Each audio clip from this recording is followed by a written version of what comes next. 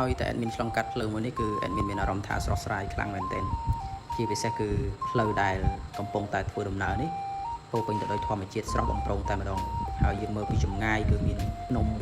មានជលងដងអូអញ្ចឹងទៅហើយជាស្ដែងដោយបងប្អូនកំពុងតែឃើញនៅក្នុងខ្សែវីដេអូនេះស្រាប់គឺសងខាងពោពេញទៅដោយធម្មជាតិហើយធម្មជាតិនេះផងដែរគឺជា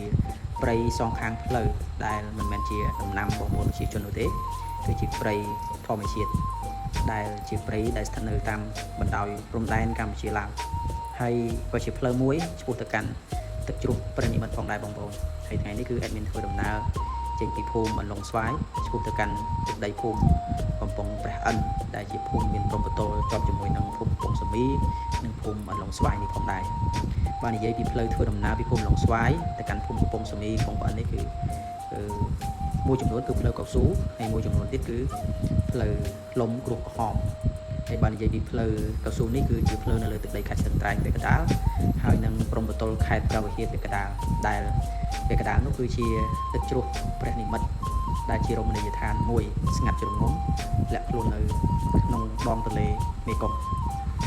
ហើយក៏នៅតែមានបងប្អូនមួយចំនួនមិនទាន់បានភ្លេងនៅឡើយនោះទេសម្រាប់ទឹកជ្រោះព្រះនិមិត្តនេះព្រោះដោយសារតែទឹកជ្រោះព្រះនិមិត្តគឺនៅឆ្ងាយ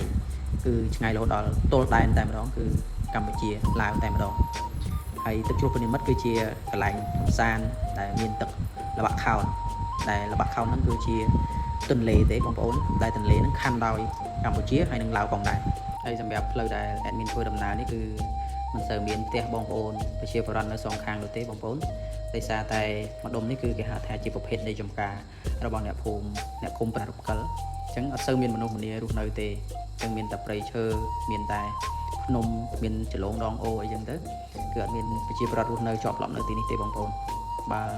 និយាយពីដំណាំដាំដុះវិញគឺដីម្ដុំនេះគឺល្អខ្លាំងមែនទែន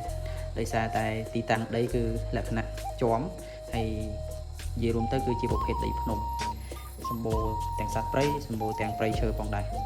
បើនិយាយពីផ្លូវធ្វើដំណើរមកដល់ទឹកជ្រោះព្រះនិមិត្តនេះគឺយើងធ្វើដំណើរចម្ងាយប្រហែលជាក្នុង15ទៅ20នាទីយ៉ាងណាធ្វើដំណើរមកដល់នេះហើយបងប្អូនហើយមកដល់ត្រង់ចំណុចនេះគេហៅថាវត្តល្បាក់ខោនរបស់គេនេះគឺអត់មានប្រសង់គង់នៅទេគឺគ្រាន់តែគេដាក់រូបតំណាងព្រះពុទ្ធអង្គដូចជាមិនមែនព្រះពុទ្ធអង្គទេដូចជាព្រះយុឡាយមិញទេបងប្អូនគឺធំខ្លាំងមែនទេប៉ុន្តែអត់មានលោគង់នៅទេបងប្អូនហើយចេញពីវត្តល្បាក់ខោនហ្នឹងទៅប្រហែលជា2ទៅ3គីឡូគឺទៅដល់ទឹកជ្រោះព្រះនិមិត្តហើយបងប្អូនតែដោយសារតែ admin អត់បានចូលទៅផ្លូវកន្លែងទឹកជ្រោះព្រះនិមិត្តហ្នឹងទេគឺ admin បត់មកផ្លូវខាងឆ្វេងដៃដោយសារឥឡូវគេមានផ្លូវវាមួយទៀតហ្នឹងគឺផ្លូវលំគ្រោះក្រហម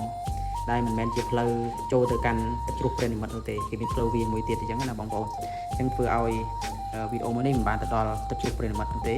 ហើយវីដេអូក្រោយទៀត admin នឹងព្យាយាមទៅផ្ដិតយកទស្សនភាពក៏ដូចជាទេសភាពនារដូវវស្សាពីទឹកជ្រោះព្រះនិមិត្តចែករំលែកទៅកាន់ពុកម៉ែបងប្អូនទេសនាកម្សាន្តអញ្ចឹងពីវីដេអូមួយនេះក៏សូមអធិស្ឋានរាល់កំហុសឆ្គងមិនសិនជាមានខុសដោយប្រការណាមួយពី admin សូមអរគុណសូមគោរពលាជួបគ្នាវីដេអូក្រោយបាយបាយ